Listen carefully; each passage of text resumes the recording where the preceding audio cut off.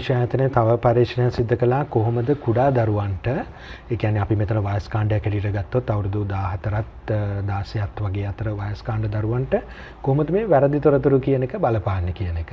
එතකොට අපි ඒ දරුවන් එක්කත් සාකච්ඡා කරා. ඊට පස්සේ ඒගොල්ලන්ගේ දෙමාපියන් එක්කත් සාකච්ඡා කරා.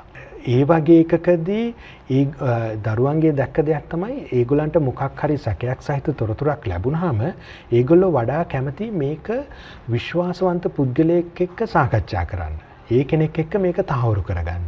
ඉතින් ඒ තැන ඉන්නේ එක්කෝ දෙමාපියෝ, එහෙම නැත්නම් වැඩිහිටි අපි හිතමු යාගේ සහෝදරයෙක් හෝ සහෝදරියක්, එහෙම නැත්නම් පාසලේ ගුරුවරයා.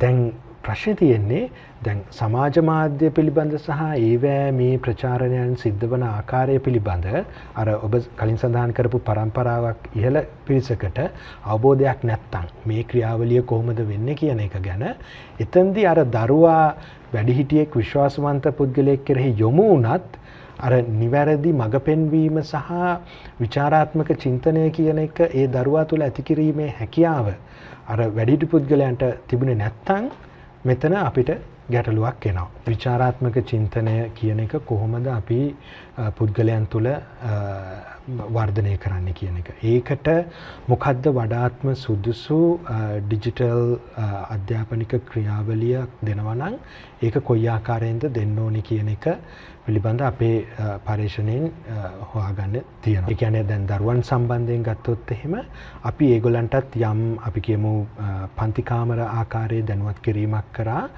ඔගොල්ලෝ ඩිජිටල් අවකාශය තුල හැසිරෙනවා නම් මෙන්න මේ විදිහට හැසිරෙන්න කියලා. එතකොට අපිට දැනුණ දෙයක් තමයි ඒ වගේ දරුවන්ට අධ්‍යාපනය ලබා දෙනකොට ඒක කොහොමද ඊටමත් ක්‍රියාකාරකම් වලින් ගහන විච්ච අධ්‍යාපනික ක්‍රමයක් බවට පත් කරන්නේ. ඒ කියන්නේ ප්‍රායෝගිකව කරන්නේ කොහොමද කියන එක. එහෙම නැතුව අර ඒක මොකක් හරි විෂයක් හැටියට උගන්වන එක නෙමෙයි. අපි එතෙන්දි කරේ කණ්ඩායම් හැටියට ඒගොල්ලන්ට යම් යම් ක්‍රියාකාරකම් වල යෙදෙන්න කියලා.